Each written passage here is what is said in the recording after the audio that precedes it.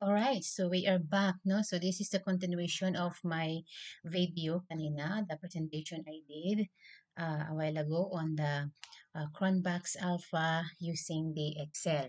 So after getting this one, no, since nakuha naman na natin to, so the next thing to do is to check this one using the SPSS naman.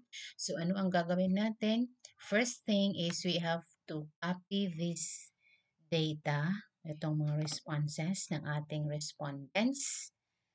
Okay.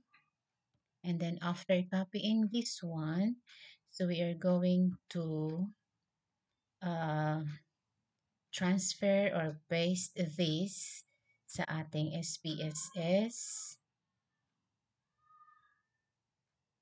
Okay. So we are going to paste it here. Yeah. Okay. So, nandito na yung ating data from the Excel. So, after this one, next thing to do is we have to click this Analyze button and then Scale and then Reliability Analysis. And then all of these items, i-highlight natin yan. And then transfer here sa right. And then after that, we will click statistics. And then i-check natin itong mga items here or itong mga choices here. And then click continue. Then okay. Okay. So, ito na yung lumabas. Ngayon, tingnan natin yung result.